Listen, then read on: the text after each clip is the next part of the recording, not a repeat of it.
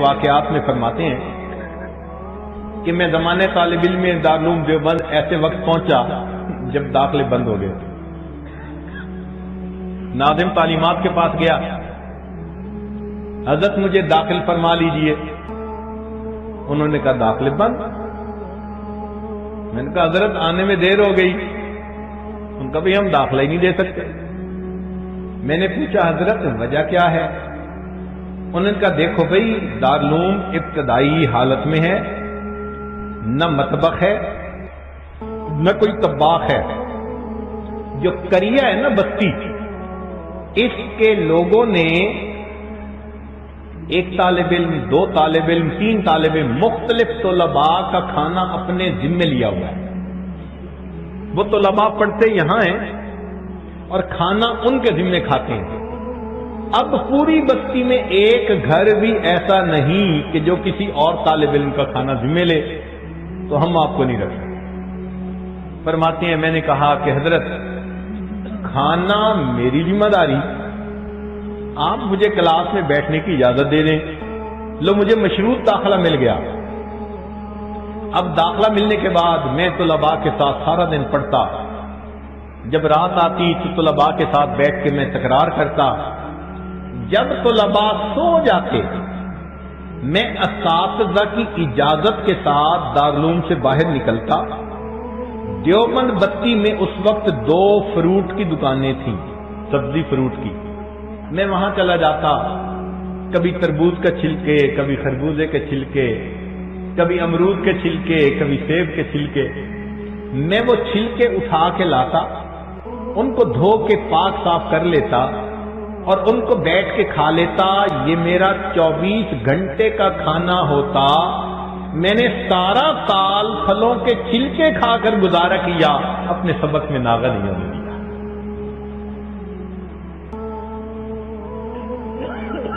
فرماتے ہیں کہ دوران سال میرے عزیز رشتے دار مجھے خط لکھتے تھے. میں ڈر کے مارے پڑھتا نہیں تھا. بھئی خوشی کی خبر ہوگی تو جانے کو دل کرے گا، غم کی خبر ہوگی تو طبیعت پڑھائی میں نہیں لگے گی، تو خط ہی مت پڑھو. میں نے مٹکا بنایا ہوا تھا، سارے خط اس مٹکے میں ڈالتا جاتا تھا. جب سال کے بعد امتحان دے لیتا، فارغ ہو جاتا، اس وقت میں ان خطوں کو نکالتا اور ان کو پڑھتا. تو ان کو پڑھنے سے میں فہرست بناتا، فلاں کو خوشی ملی، فلاں کو غم ملا، فلاں بیمار، فلاں کے بیٹا ہوا، فلاں کا یہ ہوا. پوری فہرست بنا کے میں اپنے واپس گھر آتا اور سب رشتہ داروں کے پاس جاتا، خوشی والوں کو مبارک دیتا، غم والوں کی تعزیت کرتا یا پرسہ کے الفاظ کہتا، جیسا بھی تھا. لوگ مجھ سے بڑے خوش ہوتے کہ اس بچے نے ہمارے خط کو 1 سال یاد رکھا، حالانکہ میں نے ان کے خط کو پڑھا ہی 1 سال کے بعد ہوتا تھا. یہ تو قریب کے زمانے کے بزرگ تھے. یہ تھے طلباء جو طلباء کہنے کے مستحق تھے. یہاں پر ایک سوال پیدا ہوتا ہے کہ کیا سارے ہی طلباء ایسے ہوتے تھے کہ پلے کچھ نہیں ہوتا تھا، نہ کھانا نہ پینا نہ بستر؟ نہیں، 5 انگلیاں برابر نہیں ہوتی. غرباء میں سے بھی تھے، امراء میں سے بھی تھے. چنانچہ امراء کی مثالیں سن لیجیے. عبداللہ ابن مبارک رحمۃ اللہ علیہ ایک ترکی تاجر کے نواسے تھے، اور ترکی تاجر کا پوری میراث ان کی والدہ کو ملی، اس کی اور اولاد تھی نہیں.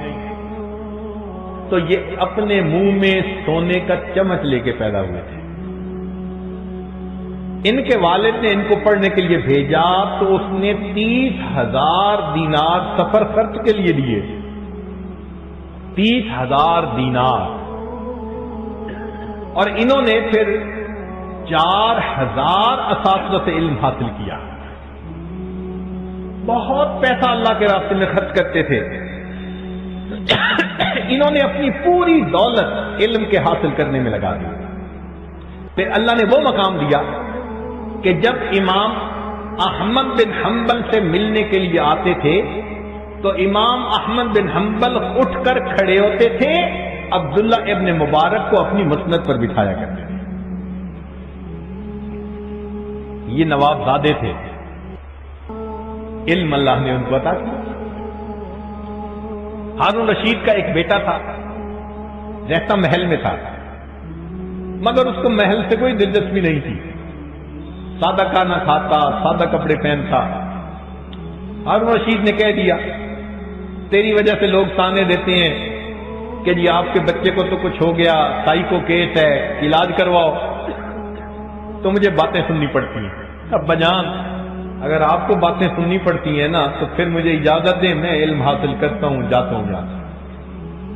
ہارون رشید نے اجازت دے دی، ماں نے اس کو جاتے ہوئے ایک انگوٹھی دے دی اور قرآن پاک میں، بیٹا تم قرآن پاک پڑھنا تو اماں کو یاد کرنا، اور اگر ضرورت پڑے کوئی تو یہ انگوٹھی قیمتی ہے، بیچ کے ضرورت پوری کر لینا۔